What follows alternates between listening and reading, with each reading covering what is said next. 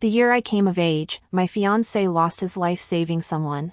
Father then arranged for me to choose a new husband.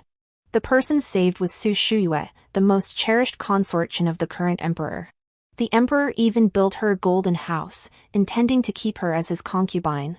Deeply grateful for her savior, and learning of our betrothal, Su Shuiwe visited our home with the emperor, bringing an imperial chastity arch as a gift. My father knelt, begging them to revoke the engagement. Yet Su Shuiwe insisted that a woman's duty was loyalty, demanding I remain chaste for my deceased fiancé. Not only that, she insisted on personally escorting me to my wedding. Through tears, I performed the marriage rites. But my in-laws deemed me an ill omen, subjecting me to daily abuse and beatings. Finally, they sent me to join my husband with a cup of poisoned wine. That very same day, news spread across the land that the emperor had dismissed all 6 palaces for Su Shuiwe. Yet when I opened my eyes again, I found myself back on the day they first arrived. Suppressing my hatred, I hosted a banquet for Su Shuiwe and the emperor. That night, I entered the emperor's temporary quarters in the floating cloud pavilion. I always felt this shouldn't be my fate. Since my marriage, I had devotedly served my in-laws, cared for my young brother-in-law, and managed the household with impeccable order, never once faltering. Yet when my mother-in-law had a nightmare, claiming my husband was lonely in the afterlife, she ended my life with a cup of poison. If blame must be placed, blame your ill fortune for bringing misfortune upon my son. With a cold expression, my mother-in-law ordered the household servants to restrain me, then personally forced the poisoned wine down my throat. Not one of the uncles, aunts, or younger sisters I had treated with kindness spoke up to stop her. They simply watched as my life was unjustly taken. As the poison took hold, I writhed in agony upon the floor. My consciousness began to fade, yet I still heard the servants' hurried report. The emperor had chosen consort Su Shuiwe, defying all propriety by dissolving the harem to favor only her. Hearing this, grief and fury caused me to cough up another mouthful of blood. A woman must adhere to the 3 obediences and 4 virtues, upholding the moral order. Even if your betrothed dies, you must remain chaste for life. These were the very words Su Shuiwe spoke before my Xia family's gate to force me into marriage with my deceased husband. She even earned the people's praise for it. Now, she herself disregards these very principles, becoming the sole consort in the harem. How utterly laughable! As death approached, I gazed up at the sky, my heart boiling with hatred. I, Xia Wanning, swear, if given a second chance, I will personally execute every soul who betrayed and humiliated me. If my wish is granted, even if I remain trapped in this world for countless lifetimes, I shall have no regrets. So when I opened my eyes again and saw Su Shuiwe standing before the gates of the Xia residence once more, I knew I had truly been reborn. Daughter, even if it costs me my own life, I will never allow you to marry that Shin family's son who has already passed away. My father's voice suddenly rang in my ears. I turned to look at him, this father who had vexed me my entire life. Because of my marriage, his hair had turned completely white in just a few short months. Seeing me silent, father thought I was afraid and stepped forward to shield me. Fear not. Even if they are the emperor and empress, there is no reason for the daughter of a subject to guard the chastity of a dead man. I will never let you fall into that pit of fire. In my past life, after I was forced into marriage, the Shin family used my wedded status as an excuse to completely confine me within the mansion. They wouldn't even allow me to return to my natal home to see you. Seeing you again now, my heart swells with emotion. I couldn't help but reach out and embrace you. Father, Before I could finish, Su Shuiwe burst in. The moment she saw me embracing father, undisguised disgust flashed in her eyes. Xia Wanning, you've reached the age of coming of age. How dare you still cling to a man like this? Even if he is your father, you should avoid such impropriety. After speaking, Su Shuiwe muttered under her breath, and they say she's a proper official's daughter. I see these ancient noble ladies have wild hearts too. Gazing at Su Shuiwe before me, I couldn't suppress the hatred welling up inside. Recalling all the events of my past life, I wanted nothing more than to pounce on her and strangle her right then and there. Because the person responsible for all my misfortune was her. In my previous life, Shin family's young master and I had just become betrothed when he encountered Su Shuiwe, who had fled the imperial palace. Burdened with her gold and silver treasures, she was targeted by desperados the moment she left the imperial city. Shin family's young master happened to pass by, and Su Shui knelt before him, begging for his help and refusing to let him leave. In the end, the Shin family's young master met a gruesome death, while Su Shui miraculously survived. She remembered the Shin family's kindness. After reconciling with Song Junsi, she used her influence to ensure every capable young member of the Shin family entered the imperial court. That wasn't enough. Upon learning Shin's son had recently betrothed me, she and Song Junsi visited our home, bearing a handwritten chastity plaque demanding I marry into the Shin family to guard the honor of their deceased son. Our dynasty is enlightened, not as harsh on women as the previous one. After the Shin family's young master passed, my father intended to arrange a new match for me after a year. But Su Shui would not relent. She came bearing the chastity arch, pressuring my family with the emperor's authority, ultimately forcing me into the Shin household, where I became a widow the moment I entered. All the hardships that followed stemmed from her. How could I not hate her? My thoughts gradually returned. I looked at Su Shui before me, suppressing every ounce of hatred within. Before she could utter her accusations, I bowed respectfully, cutting off her impending outburst. Xia Wanning, had you been as docile and sensible as you are now, I might have accepted you as my godsister. I might have allowed you to marry with honor as the sister of consort Qin. Su Shui lifted my chin with her finger, her eyes brimming with arrogance. Yet her gaze was scrutinizing, studying my face for a long moment before finally snorting coldly, an official's daughter in ancient times truly has it made. Servants attending her every need day and night, no wonder she's grown so delicate. It's about time she married and was worn down by her mother-in-law, so she'll learn the harsh realities of the world. She always spoke in ways I couldn't quite grasp. Your Excellency's admonition is well taken, this humble daughter shall remember it. Seeing my compliant attitude, she seemed to punch a pillow, somewhat displeased, yet ultimately saying nothing more. I glanced again at Song Junsi, who had remained silent throughout. This man, holding the power of life and death, should have become an exemplary benevolent ruler, benefiting the people, not arbitrarily ending others' lives. Suppressing the hatred in my heart, I ordered servants to prepare a banquet to entertain Su Shui and Song Junsi. Even if you curry favor now, the matter's already agreed upon between me and Song. Between me and His Majesty, will absolutely not be altered. Seeing my unexpectedly gracious demeanor, Su Shui couldn't help but grow suspicious, adding another remark. Very well. Since His Majesty and I have no pressing matters these days, I've set your wedding date, 3 days hence. We shall personally escort you to your new home. In my past life, she had spoken these very words. Nominally a wedding escort, it was truly meant to prevent my escape. The Shin family remained eternally grateful for this, venting all their grief over losing their son upon me. A cold laugh rose in my heart, though my expression remained unchanged. Just as in my previous life, I arranged for both of them to stay in the floating cloud pavilion. However, Su Shui had recently troubled Song Junsi far too much with the Shin family affair. Their relationship had always been tumultuous, and now, with several more arguments added to the mix, they hadn't fully reconciled yet. Thus, upon hearing they were to share quarters, Su Shui immediately turned away, her face clouded with displeasure. Since we are guests, I must request Miss Xia arrange separate accommodations. Song Junsi's expression darkened momentarily at these words. Yet, bound by his deep love for Su Shui, he swallowed his pride even if it meant the emperor losing face, and forced himself to endure. I just watched their love as strong as gold, finding it utterly laughable. The banquet was arranged by me personally. So I added something to the food. As long as it wasn't poison, a few bites wouldn't be noticed. Especially that rootless eunuch, he wouldn't detect anything unusual. Throughout the banquet, I kept toasting Su Shui and Song Junsi.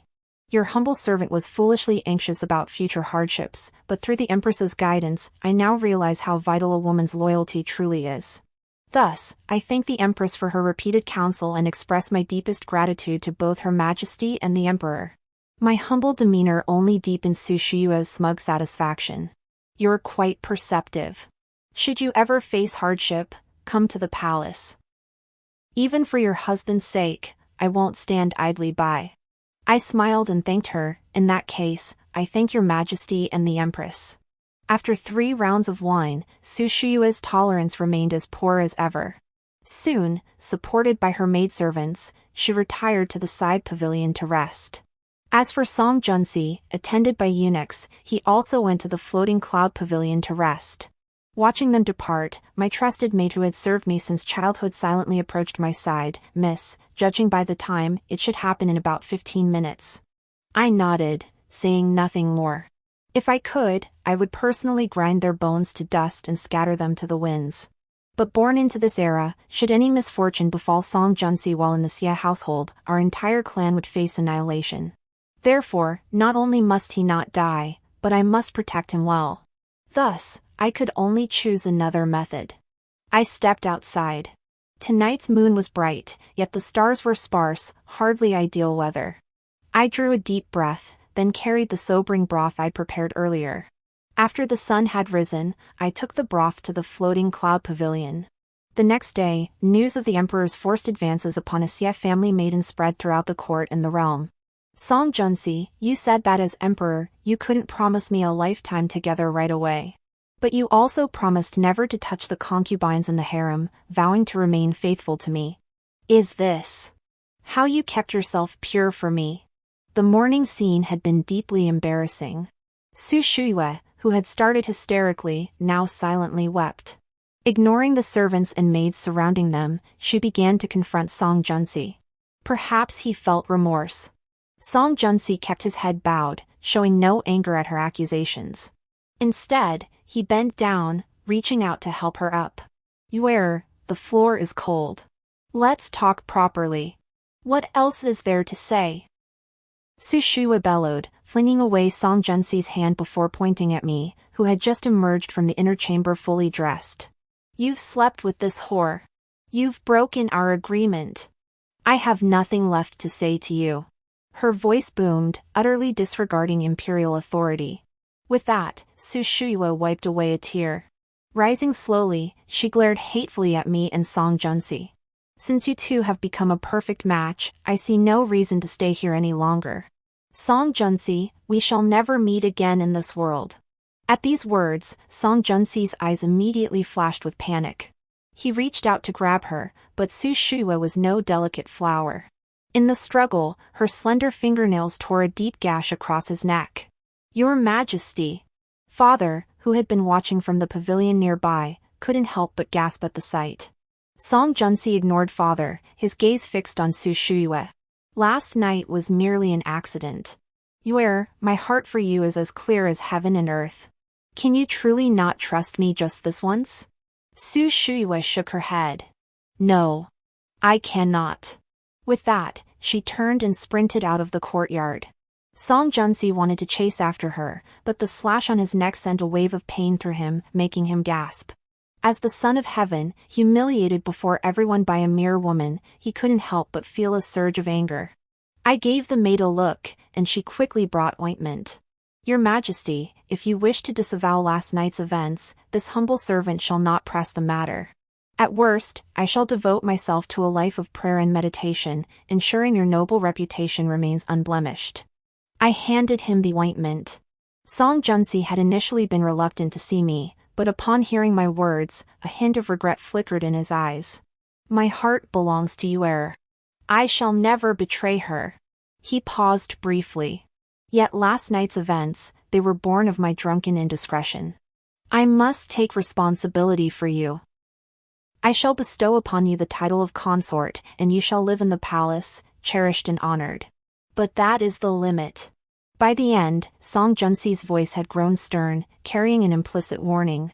My expression remained unchanged as I accepted with a smile. Then I knelt to express my gratitude for the emperor's kindness.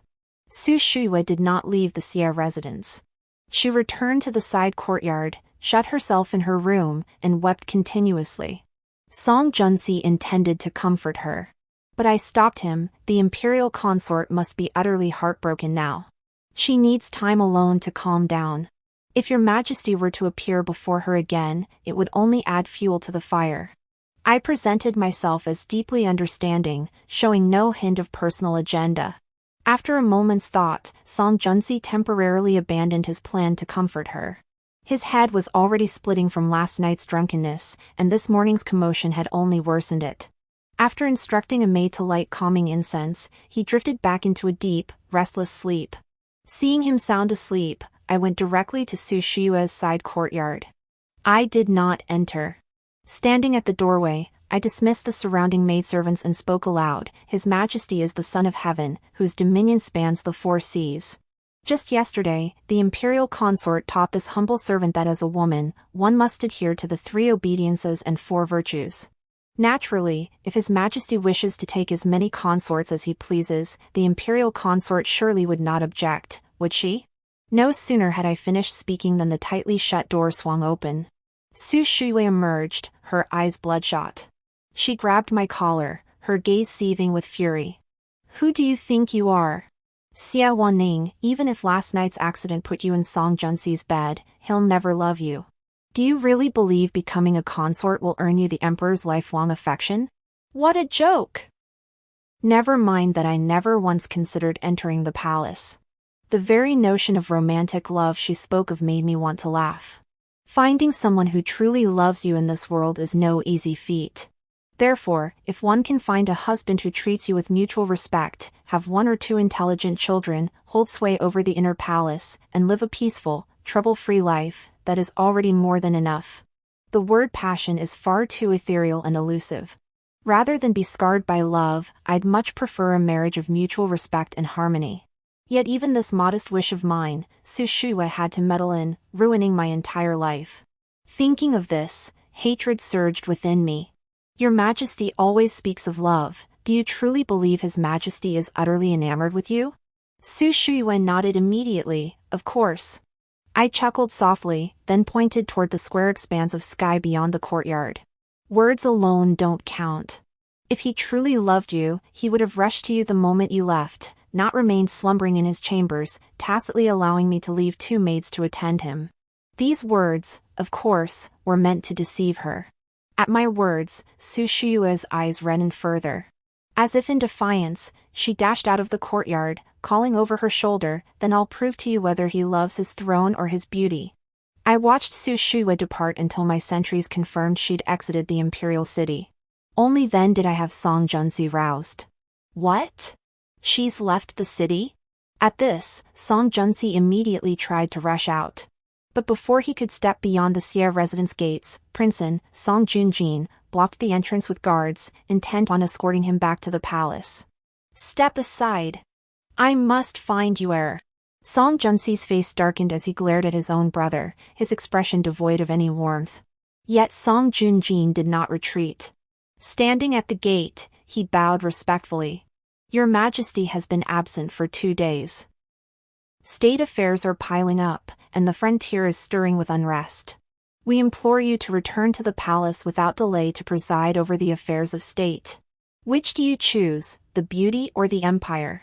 Song Junxi glanced at the onlookers gathered at the Xia residence's entrance. Ultimately, he remembered that his every thought and action affected the entire dynasty. Thus, he retreated back into the Xia residence and sat down in the main hall. I must find you heir. She left alone. Something terrible could happen to her. But the state affairs. Song Junjin tried to say more, but Song Junxi cut him off impatiently. Don't you handle the state affairs?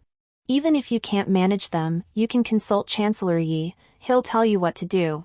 Hearing this, Song Junjin refrained from further protest. I glanced at him, our eyes meeting briefly before I turned my gaze back to Song Junxi. Your Majesty, Consort Chen is of a naive disposition. This time, she must be furious. Why not take this servant along to see Her Majesty? I shall tell her that last night's events were entirely my doing, you were merely ensnared by my schemes. Thus, she will surely cease her anger. Hearing my words, Song Junxi was clearly tempted, yet still hesitated. But doing so would cause you hardship. I smiled and shook my head. Your servant is not afraid of hardship. I only fear not being able to personally send you both to hell. Su Shui had taken quite a bit of gold, silver, and valuables with her when she left.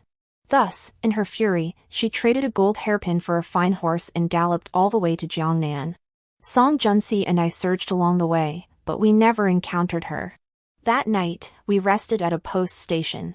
As emperor, Song Junsi had been carried on the palms of thousands since birth. To see him now, rushing headlong just to chase after his beloved, was truly unprecedented.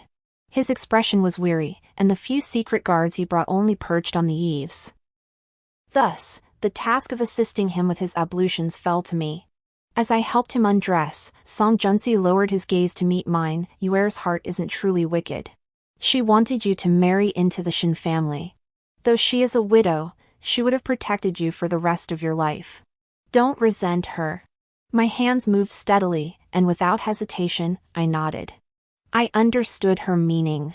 I knew a woman should follow the 3 obediences and 4 virtues. I dared not resent her, nor would I. Hearing my answer, Song Junsi seemed quite satisfied. He couldn't help but reach out and pinch my cheek. Perhaps from the exhaustion of days of travel, the gaze he cast upon me now held an inexplicable warmth. Wan Ning, he suddenly murmured my name softly. I didn't speak, only looked up at him. Song Junsi then hooked my chin with his finger, studying my face intently as he drew closer. You are beautiful. With that, he leaned in to kiss me. I swiftly pushed him away, pointing at the bathtub with a coy smile. Your Majesty should bathe first. Once you've bathed, Wan Ning will naturally attend to you. With that, I turned away, walked around the screen, and sat down on the bed. Meeting his gaze, I slowly unfastened my outer robe. A flicker of warmth passed through Song Junsi's eyes before he turned and stepped into the tub. Once hidden behind the screen, my expression instantly twisted into utter disgust. I reached into my sleeve and pulled out a small porcelain vial. Incense burned in the room. I sprinkled some powder from the vial into the air, then dampened a handkerchief and pressed it over my nose and mouth. Before long, Song Junsi, freshly bathed and dressed, climbed onto the bed. I slipped a pillow into his arms. Song Junsi kissed it softly, murmuring something under his breath. The curve of his lips revealed his utter delight. I sat on the chair beside him, watching him quietly. Surrendering myself to my enemy was utterly impossible. My only recourse was to work through the incense. The 1,000 gold worth soul-stealing incense could immerse one in a drunken, dreamlike stupor, fulfilling whatever desire filled their heart at that moment. After a moment's thought, I retrieved another porcelain bottle, poured out a small brown pill, and washed it down with water into Song Junsi's mouth. My Xie family ancestors were a lineage of medicine masters. Though my father's generation chose to enter the imperial court as officials, but the family legacy runs deep. From childhood, I was immersed in its teachings, so I remember some secret incense and medicinal formulas never shared with the world. Song Junsi once used his imperial authority to ruin my life. Then, in this lifetime, I shall personally end his. Of course, I wouldn't take his life so easily. Not to mention the hidden guards outside. If he died here, I'd be suspected and pay with my own life. But to waste my life on such a man? It simply isn't worth it. The pill I fed him, however, serves a greater purpose. The most urgent matter now is to find Su Shuyue, who has already reached Jiangnan. Song Junsi and I journeyed south together.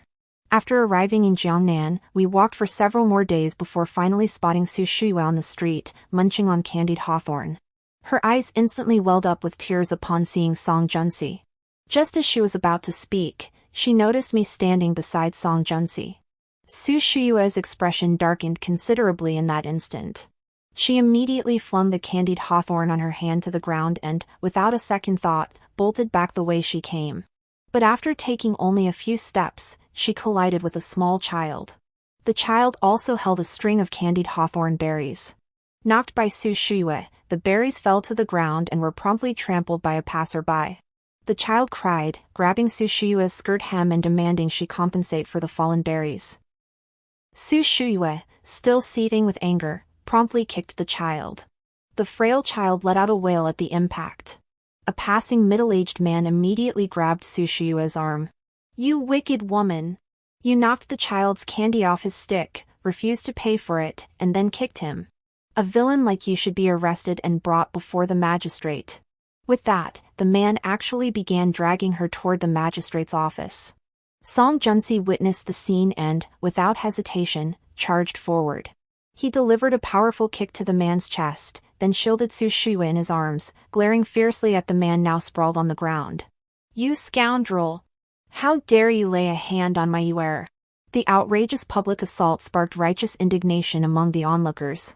Immediately, someone ran to report it to the authorities, insisting that both Su Shuyue and Song Junsi be arrested. I am the imperial consort Chen. He is the current emperor. Who dares arrest us? Su Shuyue's face remained icy as she declared her status. Fearing they wouldn't believe her, she yanked the imperial token from Song Junsi's waist and deliberately waved it before the crowd. But the common folk had never seen such things. Some even sneered on the spot, if you two are the emperor and his consort, then I can only say the realm is doomed. At these words, Song Junsi's expression darkened to the extreme. I watched this farce unfold before me, utterly baffled. How could such a fool as Song Junsi possibly be fit to inherit the throne? Suddenly, memories of my past life surfaced. Princeton, Song Junjin, had chosen to rebel 2 years later. Yet the chancellor at the time had steadfastly supported Song Junsi. Having navigated the bureaucratic labyrinth for decades, the chancellor was a cunning old fox. In the end, Princeton miscalculated by a single move and took his own life on the spot. With such a cunning old fox backing him, dethroning Song Junsi would indeed be no easy feat. But it wasn't entirely impossible. I gathered my thoughts, observing the soldiers who had arrived. These troops had originally intended to capture Su Shuyue and Song Junsi, but upon seeing the token in Su Shuyue's hand, they immediately knelt before her. Su Shuyue's eyebrows arched slightly as she pointed directly at the commoners who had mocked her moments before. These people dared to show disrespect to this palace. Arrest them all! I wanted to speak up to stop her, but in the end, I said nothing. Su Shuyue already hated me intensely. If I had spoken, it would only have angered her further. So, after they left, I secretly sought out the officer in charge and slipped several ingots of silver into his hands. These people are innocent. Release them all in a couple of days, once the dust settles. Divide this ingot of gold among them fairly, don't be greedy. After all, I had come here with Song Junsi. Those officers didn't know my background, assuming I was a trusted associate of Song Junsi. Thus, they treated me with great respect. Especially after hearing my words, they immediately promised repeatedly that they would absolutely not mistreat these commoners. After handling matters here, I hurried to catch up. Su Shuyue had secured rooms at the largest inn in town with a priceless bracelet. Now she jogged back to the inn and locked Song Junsi out. When I arrived, Song Junsi stood at the door, pleading politely for her to open it. Your Majesty, perhaps I should try? I spoke softly. Under Song Junsi's slightly hesitant gaze, I reached out and knocked gently on the door. Your Imperial Majesty, may I enter? Hearing my voice, Su Shuyue, who had been making a scene, suddenly opened the door. She grabbed my arm and pulled me inside. She swiftly shut the door behind us, preventing Song Junsi from entering. Sitting on a stool, she wore a triumphant smile.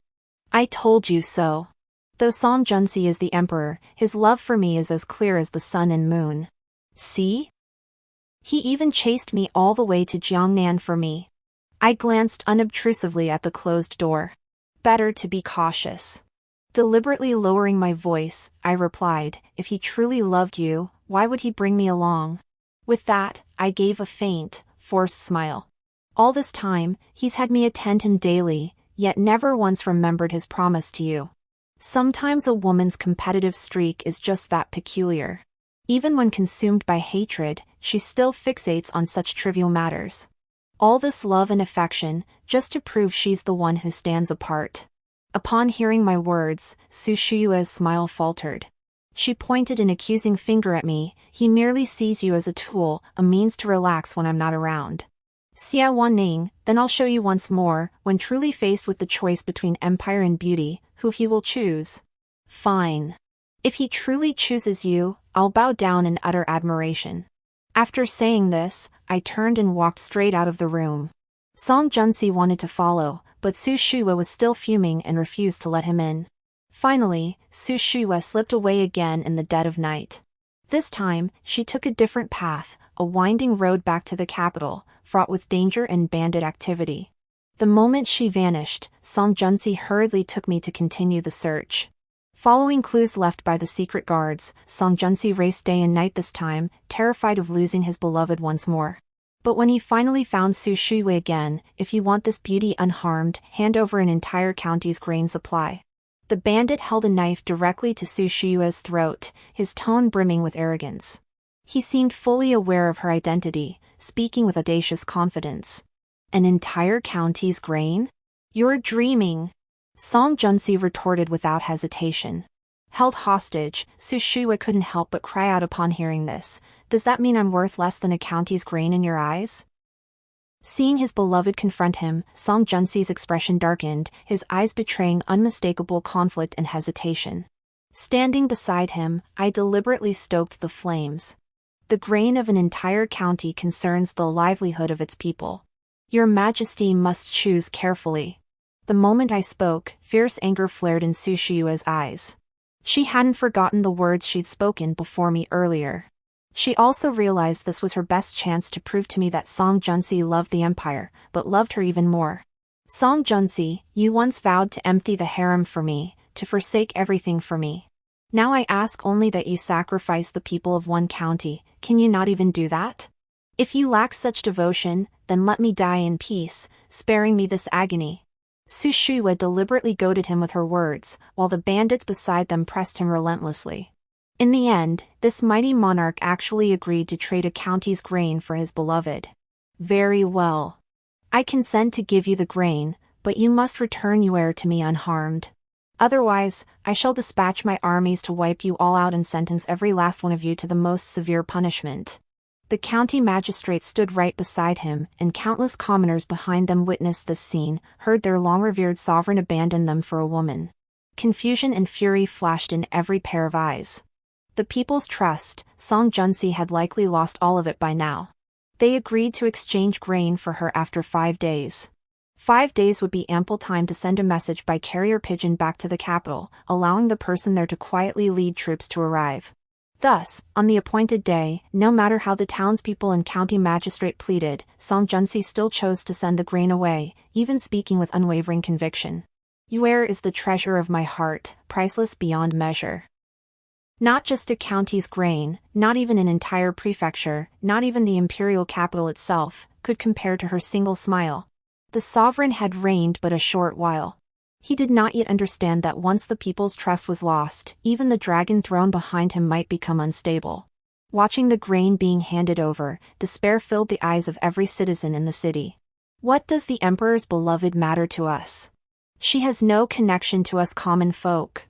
Why must we trade the grain we toiled to grow for her life? Exactly. Does that mean the lives of the noble ladies in the palace are worth more than ours? This is the ruler we've trusted all along, a senseless fool who doesn't understand the people. If the empire remains in his hands, it will crumble sooner or later. The people's curses grew louder. What began as whispered murmurs soon erupted into a roar of fury. Some, overcome by their anger, no longer held back, shouting their grievances without regard for Song Junsi's presence. Yet the law does not punish the masses. Those who spoke remained hidden within the crowd, their voices indistinguishable from the sea of voices around them. Song Junsi's face darkened to the extreme. Protecting Su Shuiwei in his arms, he ignored the people's fury and went to the county magistrate's residence for a brief rest. I didn't go. I stood at the city gate, waiting for that figure to arrive. He came just in time. Before the bandits could transport all the grain to the mountains, Song Junjin had already taken advantage of the gathering dusk to launch a surprise attack. Not only did he reclaim all the grain, but he also brought every single one of those murderous, arsonist bandits to justice. It all happened too quickly. The people, who had been cursing moments before, now saw the grain suddenly reappear at the city gate, Song Junjin seated atop his horse, and the bandits behind him all captured. Many eyes welled up with tears, and they were on the verge of kneeling to shout "Long live the prince." Knowing he was coming, I personally led the way to the magistrate's residence. Prince An's actions today have truly won the hearts of the people, setting a splendid foundation for our great cause. Hearing my words, the smile on Song Junjin's face deepened. You too have contributed greatly to this. When our cause is accomplished, what belongs to you shall be yours in full measure. No further words were needed. We shared a knowing smile, already united as allies. When I first met Song Joon-jin, my intention was to win him over. But before I could speak, I saw in his eyes a difference from my past life. After several tests, I discovered he too had been reborn. We found common ground instantly. I wanted the lives of Song Junsi and Su Shuiwei, to see them ruined and die in agony. Song Joon-jin, however, still craved the imperial throne. Rebellion is no simple matter, and claiming the throne with legitimate authority is an even greater challenge. Thus, he also needed my assistance. Someone who could remain constantly by Song Junsi's side. As we approached the magistrate's residence, he suddenly halted, turned to me, raised an eyebrow, and smiled lightly. "Tell me, what other methods could we employ to make him utterly lose the people's support?" I glanced at him, then looked up at the sky and suddenly laughed. Su Shuiwei had suffered considerable fright in the bandits' lair. Therefore, she needed to rest here for a few days. "I'm not quite accustomed to the maidservant's attentions here, so I must trouble you, Miss Ya. You don't mind, do you?" As she spoke, Su Shuiwei directed me to fan her. The weather grew increasingly hot, even a short walk left one drenched in sweat. Su Shuiwei merely complained of the heat, instructing me to fan her. I shook my head. "You are the imperial consort, Chin. Fanning you is simply my duty." My tone was deliberately humble. She snorted coldly, then twisted my wrist sharply. "You lowly commoner! Even reborn as a noble lady, you still bow so easily before imperial power. A woman like you will never amount to anything." Faced with her shocking words, I showed no trace of panic or fear, pretending not to hear. I simply continued fanning her. After all, some people are born with issues, they simply aren't worth your attention. Finally, the day of departure arrived. Just as the imperial carriage entered the capital, a fierce wind suddenly arose. The once bright sky darkened in an instant, as if the sun had been swallowed whole. It took a long while before normality returned and light reappeared. Such chaotic phenomena had already filled the city's citizens with dread. Compounded by the absurd deeds Song Junsi had committed during his time away, some of which had already reached the capital, he had utterly lost the people's trust. This latest incident only fueled the people's belief that heaven was punishing the emperor. Su Shuiwei, however, lifted the curtain and, disregarding her status, immediately shouted, "This is merely a common celestial phenomenon. You ignorant commoners, what are you shouting about?" Her words only served to further inflame the already agitated crowd. And after that night, rumors began spreading among the people. Emperor Song Junsi was unworthy of his throne, having committed all manner of absurd acts for the sake of one woman. His actions had finally angered the heavens, causing the sky to darken, a sign of impending national ruin. Such whispers grew ever more numerous. Even Song Junsi, now back in the palace, could not avoid hearing these trivial murmurs. The first time he heard these rumors, he was so enraged he nearly spat blood on the spot. As for me, I followed Song Junsi back to the palace, becoming just another ordinary beauty in the harem. With Su Shuiwei by his side, Song Junsi ceased summoning any other consorts, adopting an air of asceticism. Truly, for the sake of his beloved, he could maintain his purity. But whenever I recalled the look in his eyes when he lifted my chin at the inn, it filled me with revulsion. Song Junsi merely put on a show of deep devotion and unwavering loyalty in public. In private, I buried all these emotions deep within.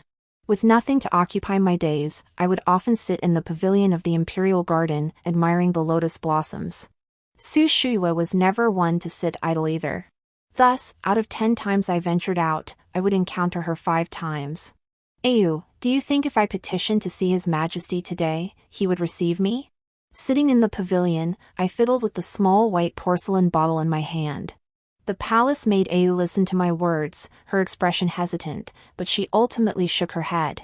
"His Majesty has been troubled these days, refusing to see any of the consorts. Aside from Consort Chin, no one has been granted an audience." I sighed, setting the porcelain bottle on the stone table. The elixir I purchased at great expense, capable of restoring one's vitality to its peak, would be most suitable for His Majesty's current state. Alas, I cannot see him. No sooner had I uttered this lament than Ayu suddenly grabbed my arm, pointing toward a lotus blossom in the pond not far away. "Master, look at that lotus flower. I followed her pointing finger, but feeling it was too distant, stepped out of the pavilion to the pond's edge. I gazed at it for a long time before returning. But when I returned to the pavilion, the medicine bottle that should have been there was nowhere to be found. Ayu's eyes flickered as she casually remarked, "Just now, this servant thought she saw Consort Chin. I wonder if I was mistaken." I chuckled softly. Consort Chin is to accompany His Majesty for lunch today. How could she have come to the Imperial Garden?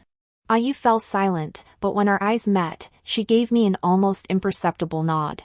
This maid, sent to me by Song Junjin. Her decisive actions and seamless coordination were truly commendable. Ayu supported me as we slowly made our way back to the bedchamber. When the path was clear of people, she leaned close and whispered, "Su Shuiwa took the medicine." I nodded. "Then we'll just sit back and enjoy the show." After lunch, Song Junsi summoned numerous ministers to handle state affairs. Suddenly, he was seized by excruciating abdominal pain. Blood quickly stained the imperial dragon robe beneath him crimson. Song Junsi fainted on the spot. The entire Imperial Medical Bureau rushed to attend to him, frantically administering treatment. The final diagnosis was truly unspeakable. "Have you heard? They say our emperor was poisoned by his most favored consort Qin, leaving him unable to have any more children." Really? But what does consort Qin stand to gain? Surely it's because she herself cannot bear children, so she doesn't want any other consorts in the harem to have children either. Little did she expect it would turn out this vicious, directly severing the emperor's line of succession. I'd just woken from my afternoon nap in the bedchamber when I overheard the whispers of those cleaning palace maids in the corridor. News of the emperor's barren fate had spread like wildfire throughout the palace. The chancellor, who had always supported Song Junsi, immediately petitioned for an audience upon learning of this. Since the consort Qin was responsible, he demanded she be executed by strangulation. Song Junsi naturally refused. Chancellor Yi, known for his fierce temperament, immediately threatened suicide. Right before Song Junsi and Song Junjin, he recklessly charged toward a pillar. Song Junjin tried to pull him back, but it was too late.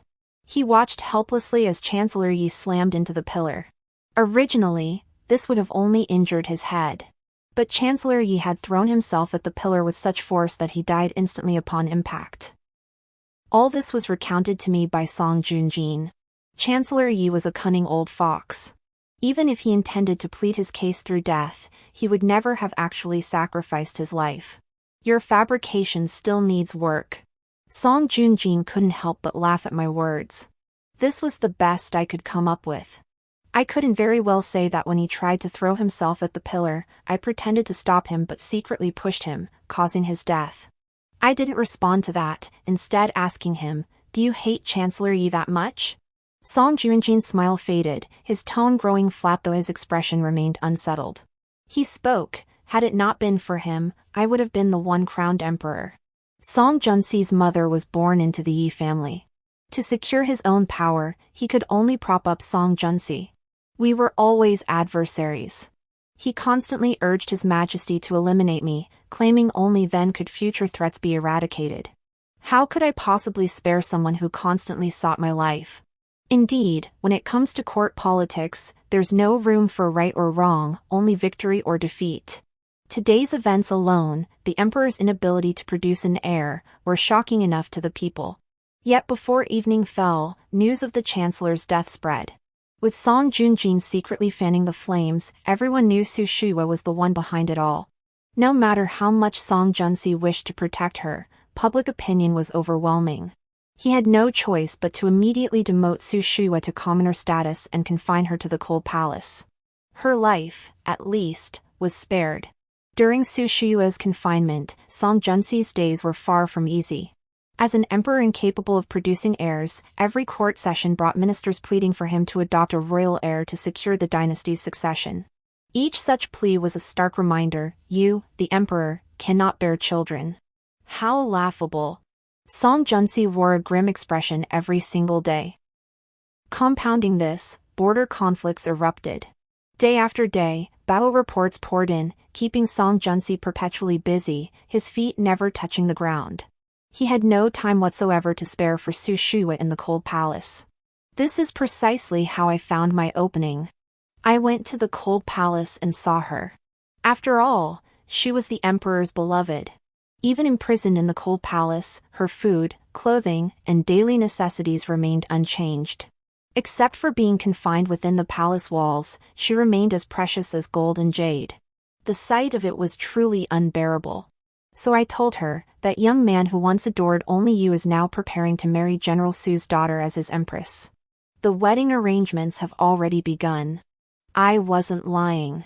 When war erupted, the value of military commanders became evident. Especially for the Su family, who held military power. To get them to willingly enter the battlefield, sweet rewards were naturally offered. The Su family's daughter was originally meant to enter the palace. But with war now raging, former court ministers have petitioned the emperor to make a Su daughter empress, claiming it would stabilize the empire. Yet Emperor Song Junsi refused. Qin Shuyue knew none of this. After hearing my words, she rushed out heedlessly, grabbing a passing palace maid and demanding to know if it was true.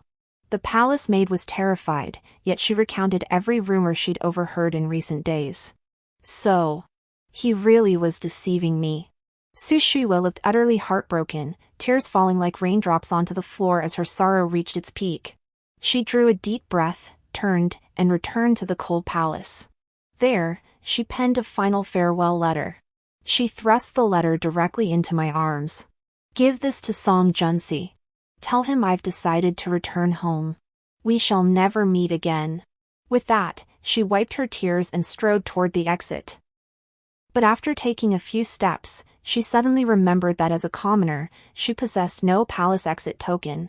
She turned abruptly toward me, took the token from my sleeve without a word, and departed without looking back. Yu watched her retreating figure.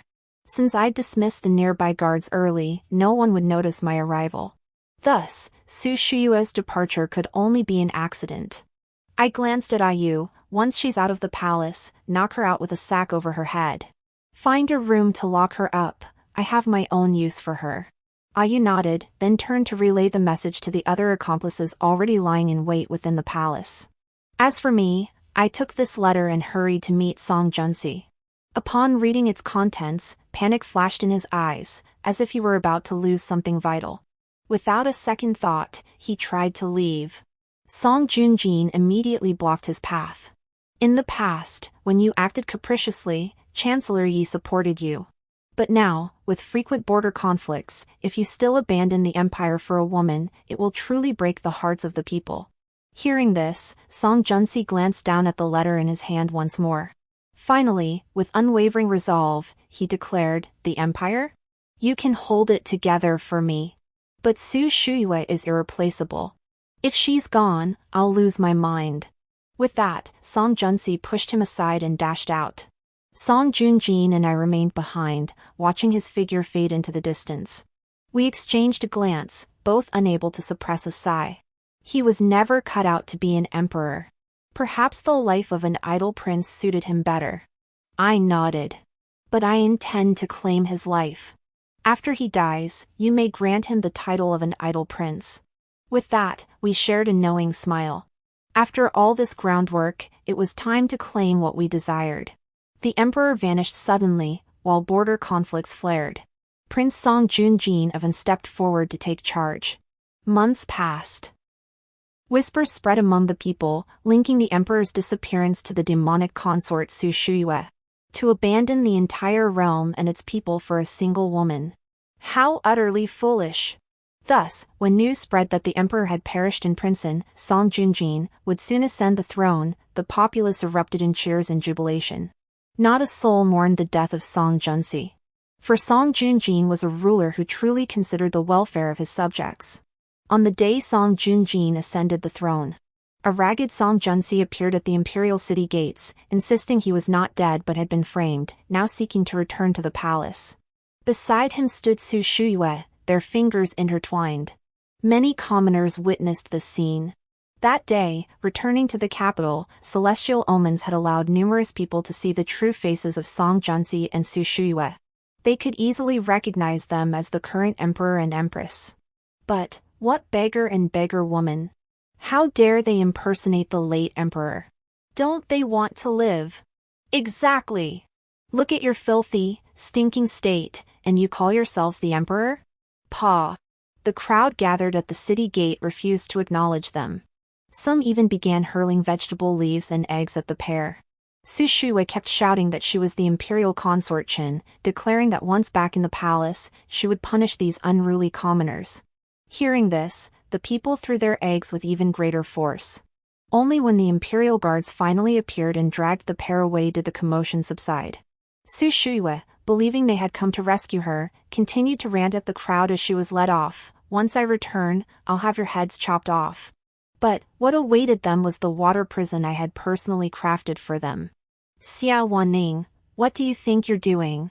Release me at once. How dare you imprison this princess here? Release me at once, or I'll take your life. Su Shui screamed and roared. But her hands were shackled in chains, her entire body suspended, with everything below her chest submerged in water. Song Junsi suffered the same fate. The water held every imaginable abomination. Rotten flesh left to decompose for weeks mingled with animal carcasses, breeding a foul stench and swarming with repulsive insects. These vermin crawled up their legs, inch by inch. Some carried teeth, sinking them into flesh to suck blood. Su Shui screamed in agony. As for Song Junsi, though he gritted his teeth to stay silent, he couldn't withstand my knife slicing open his leg. The wounded limb, submerged in filthy water, drew swarms of insects from every corner. They gnawed at the wound bit by bit, racking him with agony so intense he wished for death. I watched their tortured screams unfold in silence, feeling a deep sense of satisfaction. From the very beginning, I never intended to let them die comfortably. What could be more agonizing than watching oneself plummet from the clouds into the mud? So I had to let them see how the once mighty emperor and empress, once revered by the people, gradually lost their support. After their throne was usurped, even the common folk spat curses at them. And finally, imprisoned in this water dungeon, subjected to every possible humiliation. Rest assured, I won't let you die so easily. After all, this ordeal will last a long time.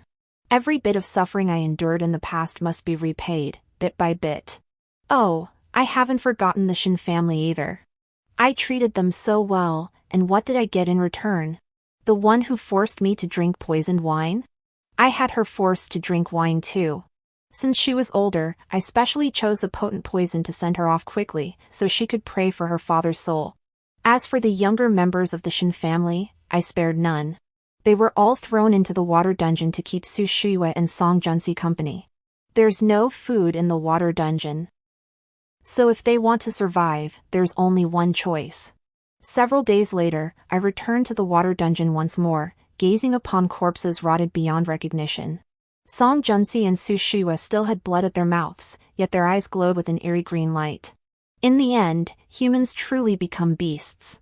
When Song Junjin ascended the throne, I, as a consort of the late emperor, received the best treatment possible.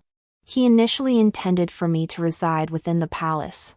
I was reluctant, for I was still young. Staying within these deep palace walls, though surrounded by gold and jade, with servants attending to me daily, meant being constantly watched by countless eyes. The ministers of the former court kept tabs on me too. There was no joy in it whatsoever. It was far better to move out of the palace, using the excuse of recuperating to reside in a country estate. Once, my wish was simply, for father to live long and in good health. To marry a considerate and gentle husband, bear 1 or 2 lovely children, have no concubines threatening my position, and hold sway over the inner quarters, thus living a life of smooth sailing. My wish now remains unchanged. Father remains in good health. As for me, I have Song Junjin's protection. In this imperial estate, I still live a life of gold and jade, attended by servants. Though I did not marry a gentle, considerate husband, I have a house full of male companions instead. I've learned to pick my favorites like Song Junjin does, occasionally seeking novelty, and I've grown particularly fond of one among them. My days are spent in great contentment. The end.